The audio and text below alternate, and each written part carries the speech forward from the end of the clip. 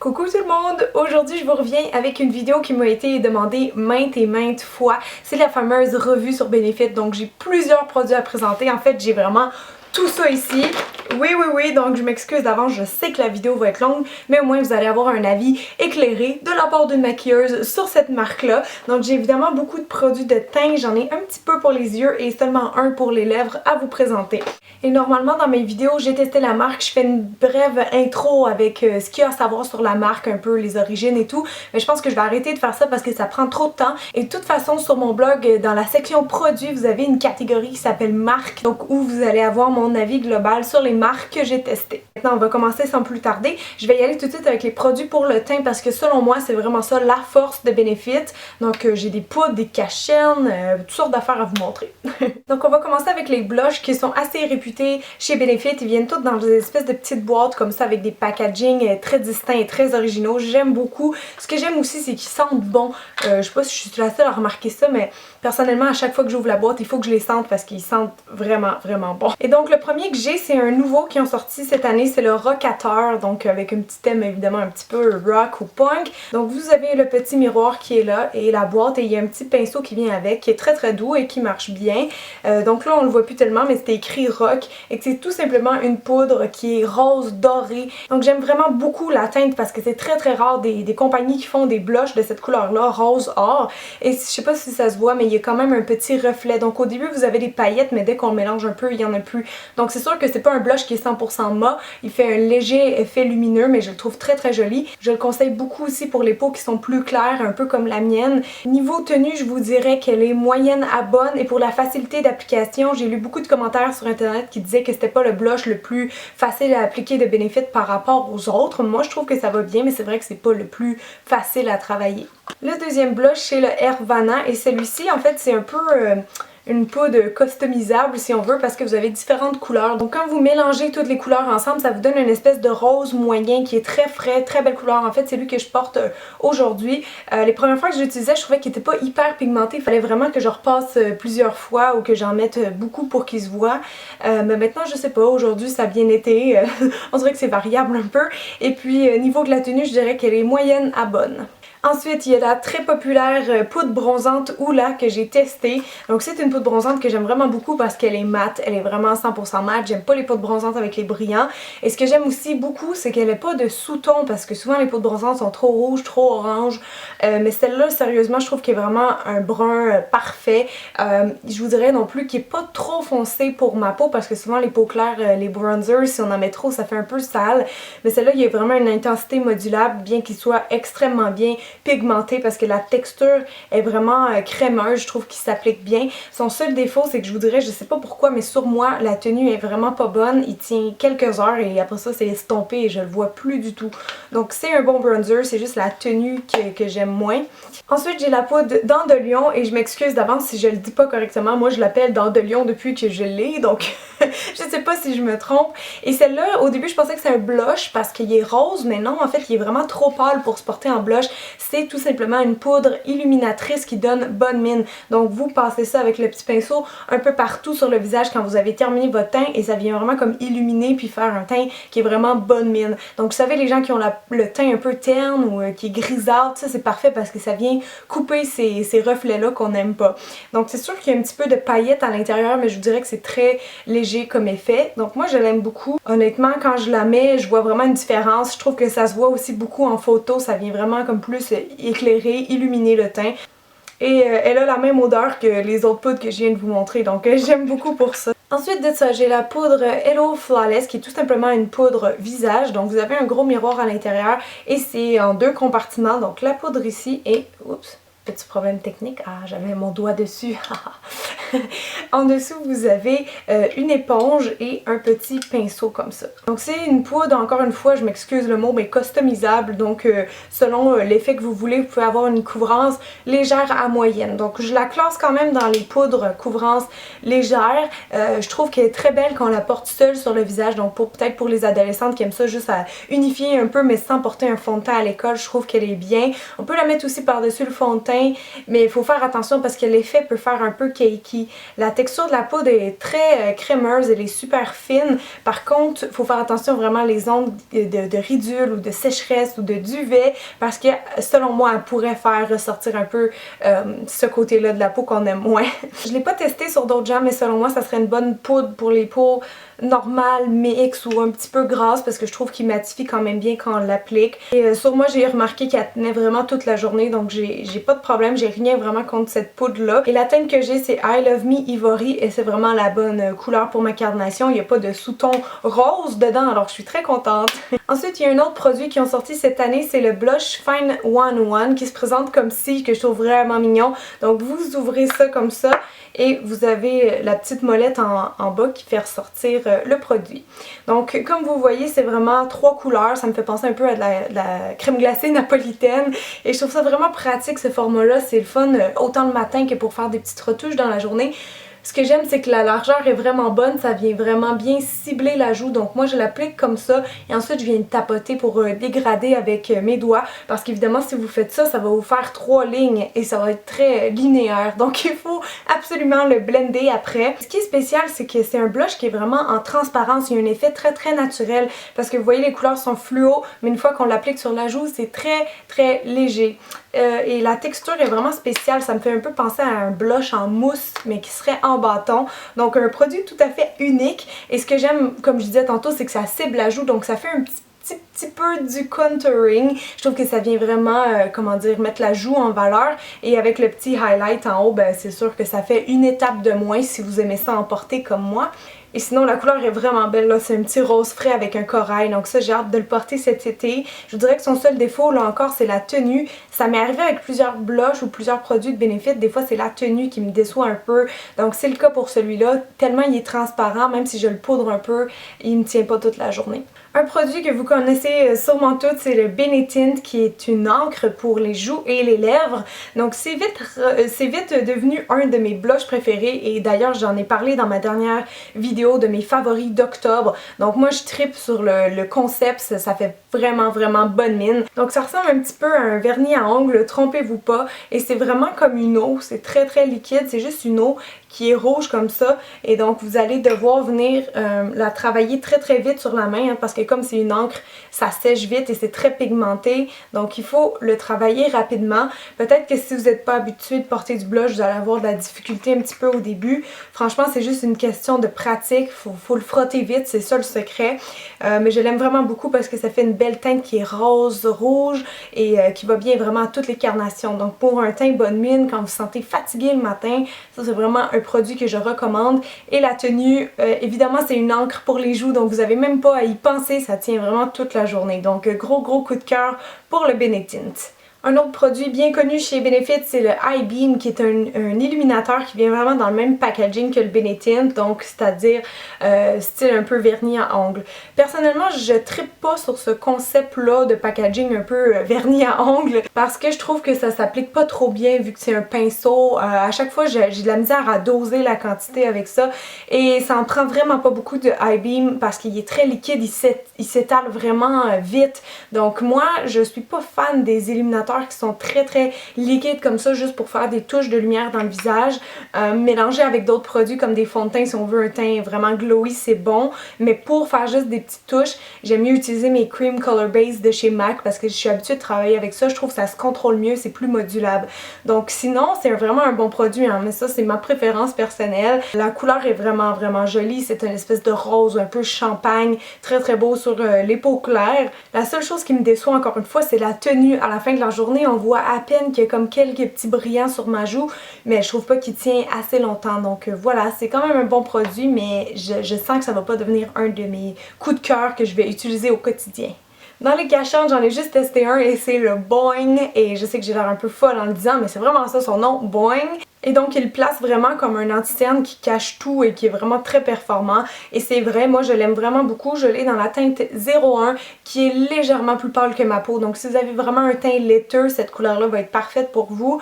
Peut-être légèrement plus rosé un petit peu que ma peau, mais ça passe. Honnêtement, ça passe. Ce que j'aime, c'est qu'il cache évidemment très bien. C'est sûr que si vous êtes très cerné, il va falloir passer peut-être 2 fois. Mais sinon, je trouve que ça en prend pas beaucoup. La texture est très fine et pas trop huileuse comme avec certains cache-cernes s'alterne en pot comme ça et il y a une très bonne tenue. Je l'ai fait tester aussi à ma mère évidemment qui a plus de rides que moi autour des yeux et elle trouvait qu'il tenait très bien et qu'il filait pas dans les plis. Donc à cause qu'il est plus sec, je trouve que ça lui donne vraiment une bonne tenue. Donc ça je l'aime vraiment beaucoup et oui je le recommanderais. Je continue avec d'autres produits pour le teint, j'en ai 3 ici. On va commencer tout de suite avec le Stay Flawless 15h Primer. Donc c'est une base pour le visage que vous mettez en dessous de votre fond de teint et qui va vraiment améliorer sa tenue et personnellement oui je trouve que ça marche vraiment bien. Donc c'est un espèce de gros stick comme ça qui fait un effet un peu mentholé, un peu froid sur la peau. Moi je le préfère vraiment sur les peaux grasses parce que souvent c'est ces peaux là qui ont besoin d'avoir un fond de teint qui tient toute la journée et c'est rafraîchissant aussi d'avoir un petit peu l'effet frais du menthol. Et franchement si vous avez la peau sèche faites attention parce que je l'ai testé peau sèche déshydratée, c'est vraiment pas le meilleur primer pour vous si c'est votre cas. Et sinon ce que j'aime c'est qu'il vient vraiment comme augmenter la qualité de votre fond de teint, c'est comme s'il augmentait un petit peu sa couvrance. Donc ça on n'en a pas besoin de beaucoup, on les met sur les ongles qui ont tendance à briller. Par-dessus il faut juste trouver le bon fond de teint et la bonne technique pour appliquer votre fond de teint parce que j'ai remarqué qu'avec certains fonds de teint ils plaquaient un peu puis d'autres que ça allait très très bien. Donc en tapotant par-dessus pour pas trop frotter parce que sinon vous allez bouger la matière de ce produit là en dessous, je trouve que ça marche vraiment bien. Votre fond de teint est comme plus performant et ça fait vraiment tenir le fond de teint toute la journée. Et ils disent que c'est un peu comme un aimant à maquillage et c'est vrai, c'est vraiment le fond de teint, il vient se coller dessus. Donc franchement ça marche très bien, mais attention les peaux sèches ou déshydratées. Ensuite, j'ai le fluide nacré pour le visage Girl Meets Pearl, donc qui est un espèce d'illuminateur que vous crinquez comme ça et c'est une super belle couleur, un peu rose doré que j'aime beaucoup. Il n'y a pas de paillettes donc vous n'allez pas avoir l'impression d'être une boule disco. Je trouve qu'il fait vraiment un bel effet naturel sur la peau, la texture est vraiment fluide, elle se fond. Vous pouvez l'utiliser soit en dessous ou par-dessus votre fond de teint. Par contre, des fois je trouve que sur les peaux sèches encore il va plaquer un petit peu sur les fonds de teint. Donc c'est vraiment mieux je pense de l'utiliser comme base si vous aimez le teint très lumineux, souvent c'est ce que je préfère.